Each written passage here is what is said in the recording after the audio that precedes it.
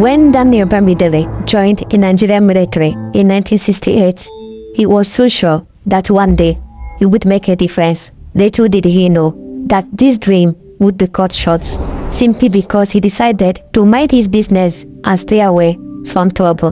This is a story of regrets, torture, and blood, and how Daniel Bamidele was sent to prison because he revealed some secrets to Buhari. Abu was killed because he decided not to tell secrets anymore.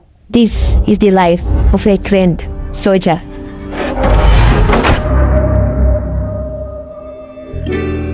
At the age of 19, Daniel Bamidele joined the Nigerian military.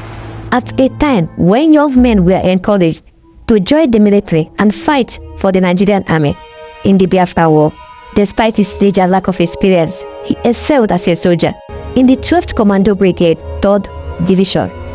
After the war, Bamidele underwent formal military training at the Nigerian Defense Academy and was commissioned as a full soldier on July 29, 1970.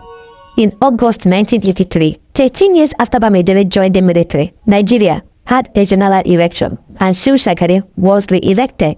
In October of that same year, Shehu Shagari was sworn in as president.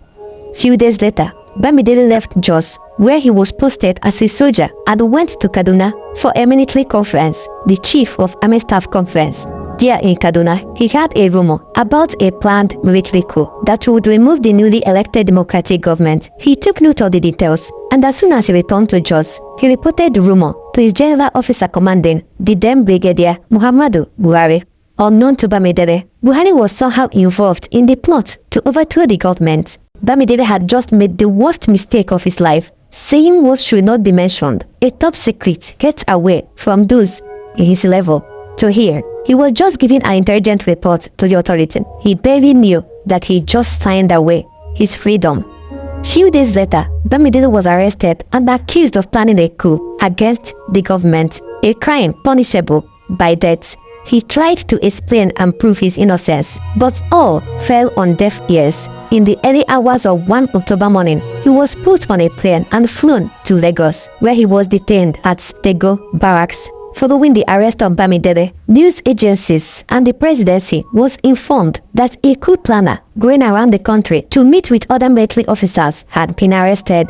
Bamidele's name and image was carefully stained that even his friends denied ever knowing him. Nobody was identified as friend to a traitor.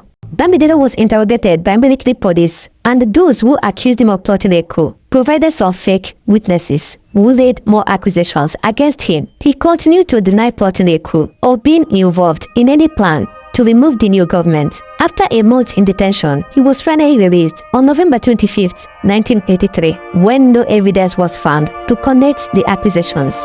Just 36 days after he was released, on December 31, 1983, there was a coup in Nigeria and the government was removed. The following day, those who carried out the coup made Buhari the head of state. Whether Buhari actively participated in planning the coup or not, the outcome was that he became the head of state, the major beneficiary of the coup, while Daniel Bamidele, a passionate soldier who had reported rumored coup to Buhari, became a victim. A few weeks after Buhari became the head of state, Bamidele's name was among those listed for forced retirement. These names were sent to Buhari for approval. D.D. Buhari remembered Bamidele's ordeal, for which he was innocent. He crossed out his name at the last minute, and instead of retiring him, he deployed him as a direct staff to another division. Buhari's government lasted for just 20 months before he was overthrown in August 1985. Ibrahim Badamasi Babangida, who was one of those that made Buhari the head of state, overthrew Buhari and installed himself as the new head of state in order to secure his government and prevent any counter-attack. Babangida then arrested Buhari and placed him under house arrest. 4 months later, in the early morning of December 17, 1985, a group of military officers were arrested on the suspicion of plotting to overthrow Babangida. Some investigations went on for 2 weeks, as hundreds of uniformed men were said to be involved in the planned coup. Among those arrested was Major Daniel Bamidele. Following a special investigation panel, the names of the main planners were shortlisted to 17, including Major General Maman Vatsa, a childhood friend and close ally of Babangida. He was said to be the chief planner and sponsor of the planned coup. On Monday, 27th January 1986, the trial began, and the 17 officers were tried at the Brigade of Guards headquarters located in Victoria Island, Lagos. On February 25th, 1986, just 1 month after the trials began, some of the officers were sentenced to death, while others were handed life imprisonment. Bamidele was one of those condemned to die. In his speech to the tribunal, he admitted knowing about the planned coup, but denied being actively involved in the plan. He explained that the reason he failed to ratify the military leadership of the coup was that less than 3 years earlier, he was arrested and detained for reporting the coup and did not want a repeat of such a situation. In his words, "I heard of the 1983 coup planning, told my GOC, General Buhari, who detained me for 2 weeks in Lagos. Instead of a pat on the back, I received a stab. How then do you expect me to report this one?" This trial marks the eclipse of my brilliant and unblemished career of 90 years. I fought in the Civil War with the ability it pleased God to give me. It is unfortunate that I am being convicted for something which I have had to stop on 2 occasions. This is not self-adulation, but a sincere summary of the qualities inherent in me. Many appeals were made to Babangida to exchange the death sentence to life imprisonment, but he refused. Out of the accused 17 officers, 7 received life imprisonment, and on March 5, 1986, the remaining 10 were found guilty of conspiracy to commit treason and executed by firing squad. Bamidele was part of the 10. Major D.I. Bamidele, Wing Commander Ben Ekele, Wing Commander A.C. Sakaba, Lieutenant Colonel M. Effiong, Commander A.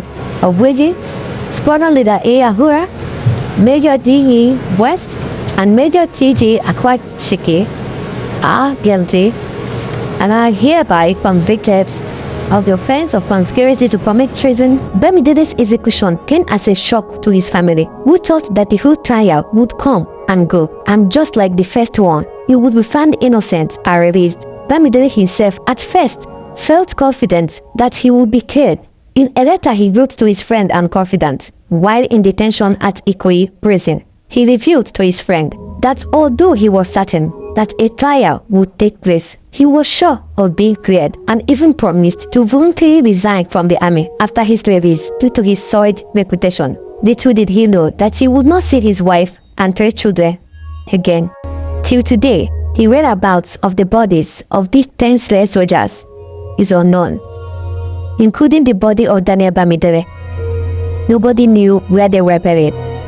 Some accounts suggest that they were dissolved in acid. It is just an unfortunate world that people die for minding their business. Don't forget to like this video, share, subscribe, and follow for more. Thank you.